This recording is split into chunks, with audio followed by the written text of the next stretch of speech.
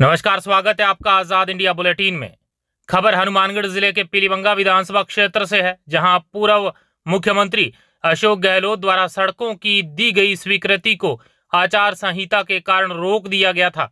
विधायक विनोद गोठवाल ने बताया कि पूर्व की जो सरकार थी 2022-23 में पीलीबंगा नगर पालिका को स्वायत्त शासन मंत्री शांति धारीवाल द्वारा 6 करोड़ रुपए का बजट पारित किया गया था और कहा कि जिसमें 5-6 सड़क का निर्माण करवा दिया गया और जो सड़कें बाकी रह गई थी आचार संहिता लगने के कारण रुक गई, जिसे मेरे द्वारा विधानसभा में इसकी आवाज उठाकर इसे पुनः चालू करवाया गया है। इसी के साथ बताया कि सड़क निर्माण से आमजन में खुशी की लहर देखने को मिल रही है। आइए देखते हैं आजाद इंडिया बुलेटिन के लिए राजेश खाड़ू की यह खास रिपोर्ट। सर्वप्रथम मैं नमस्कार। और मेरे साथ पूर्व चेयरमैन सुभाष बदारा जी, पूर्व चेयरमैन गंगाराम जी, प्यारेलाल जी, भगीरथ जी, पत्रकार बंधुओं का भी धन्यवाद देना चाहूँगा कि पूर्व की जो सरकार थी 22-23 के अंदर जो है बजट 6 करोड़ रुपए एक नगर पालिका के तहत कांग्रेस पार्टी के हमारे माननीय मुख्यमंत्री और शांति धारीवाल जी जो स्वायत्त शासन मंत्री थे उनके द्वारा ये बजट पारित किया गया था।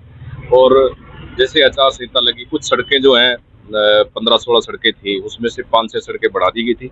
उसके बाद आचार संहिता लगने की वजह से उन कार्य को रोक दिया गया था और गवर्नमेंट के द्वारा एक बार निरस्त के भी ऑर्डर कर दिए थे। लेकिन मैंने विधानसभा में भी अपनी बात रखी कि जो कार्य चल रहे हैं पूर्ववर्ती सरकार के उनको पूरा करवाया जाए। जो कि जिनका बजट पिछली गवर्नमेंट ने द्वारा दे दिया गया था, वो सड़कें अब जो है आम जनता के बीच में जो बन रही है उनसे बड़ा राहत मिलेगा। सड़कों का निर्माण किया जा रहा है, इसकी एजेंसी कौन है और किसके माध्यम से किया जा रहा है? क्या जो निर्माण हो रहा है क्या आप उससे संतुष्ट हैं? देखिए, इस निर्माण कार्य को हमारी पूरी कांग्रेस पार्टी की टीम के द्वारा निरीक्षण करने के निकले। कहीं ऐसा ना हो कि बाद में हम कहें कि खराब बढ़ा दिए। पहले ही हमने पूर्व में भी मैं निरीक्षण समय समय पर करता रहता हूँ, लेकिन आज भी हमारे गंगाराम जी और सब कांग्रेस पार्टी के जितने पदाधिकारी हैं निरीक्षण के लिए निकले हैं कि कहीं निर्माण कार्य घटिया तो नहीं हो रहा।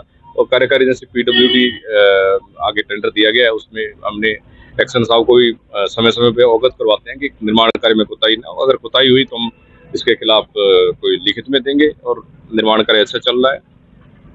पूर्व के टेंडर थे, पूर्ववर्ती सरकार के टेंडर के समय और हाँ वर्क ऑर्डर पे हो गए थे और आधे काम हो गए थे। और जो बचे हुए कार्य हैं जो मैंने विधानसभा में बात रखी, उसमें वर्तमान सरकार का भी धन्यवाद देना चाहूंगा और उन्होंने हमारी बात को एग्जाई किया, लेकिन उसको रोक दिया गया था। पूर्व की सरकार के जो कार्य एक बार रोके गए थे कि कहीं गलत न हो, न उन्होंने जांच की, तो हमने कहा कि जनहित के काम है उनको करवाए जाए। उन्होंने करवाने की मंशा पहले भी जाहिर की थी और हो रहे हैं, तो मैं धन्यवाद देना चाहूँगा। और पीलीभीत की जनता के लिए धन्यवाद देना चाहूँगा, उन्होंने हमें विधानसभा में भेजा और हमने भी पूरी पुरजोर तरीके से अपनी बात रखी।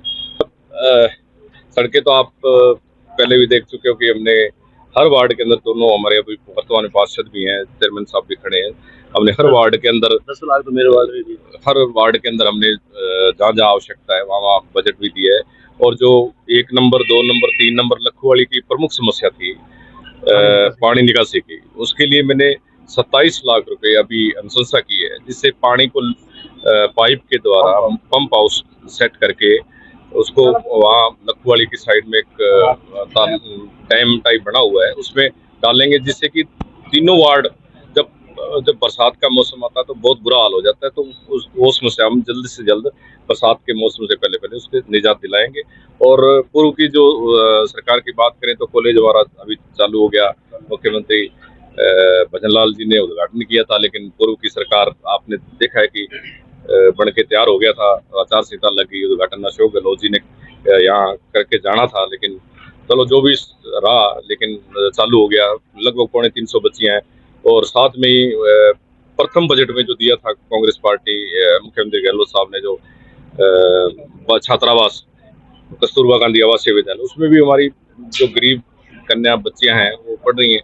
तो ऐसे बहुत से ऐसे कार्य थे। और मेरे द्वारा भी चाहे खेल ग्राउंड की बात हो, लाइब्रेरी देने की बात हो, जिम देने की बात हो, स्कूलों के अंदर ड्यूल डेस्क देने की बात हो, ऐसे बहुत से ऐसे जनहित के कार्य हैं जो पूरी टीम के देखरेख के अंदर हम करवा रहे हैं, जिससे आने वाले समय के अंदर युवा पीढ़ी में भी सुधार हो सके, शिक्षा का सुधार हो सके और स्वास्थ्य का भी हमने अभी RMRS की मीटिंग ली थी, तो उसमें भी काफ़ी बजट पड़ा है। तो हमारे पास 2 लाख की वार्षिक जो निर्धारित होता है इसका मापदंड, 2 लाख से ज़्यादा खर्च नहीं कर सकते। तो मैंने उनको, SDM मैडम भी हमारे साथ थे कल मीटिंग में परसों, तो हमने कहा है कि आप राज्य सरकार को अनुशंसा करके भेजिए, जहाँ से स्वीकृति लेकर के उसमें AC लगाने का काम करें, कूलर लगाने का काम करें, वहाँ जो रंग रोगन की व्यवस्था सुधार करें, और जो भी उपकरण खरीदने हैं जिससे लोगों को राहत मिल सके, नए नए आइटम्स खरीदने की, और एक CBSE मशीन, वो एक मशीन होती है जांच वाली, वो भी हमने खरीदने का जो है इसमें अमेंडमेंट किया है। तो जल्दी हम चाहते हैं कि पीलीभंगा क्षेत्र का पूरा विकास हो, हर मुद्दे को गंभीर। एक में पीलीभंगा की हम बात करें तो पीलीभंगा के अधिकतर जितने भी सरकारी ऑफिस हैं उनके अंदर बिल्कुल तानाशाही चल रही है। कर्मचारी अपने निर्धारित समय से पहुंच नहीं रहे, अगर लेट भी आ रहे हैं तो जाने का टाइम भी उनका कोई निश्चित नहीं है, और जिससे आम जन के कार्य प्रभावित हो रहे हैं। इसके बारे में आप क्या कार्रवाई करेंगे? मैं जो आपने अवगत करवाया उसके लिए मैं धन्यवाद देना चाहूँगा, और इस तरीके की जो शिकायतें मेरे को प्राप्त हुई हैं तो मैं उचित निरीक्षण करके जो भी उनके खिलाफ उचित कार्रवाई होगी वो करवाएंगे, जिससे जनता को राहत मिल सके।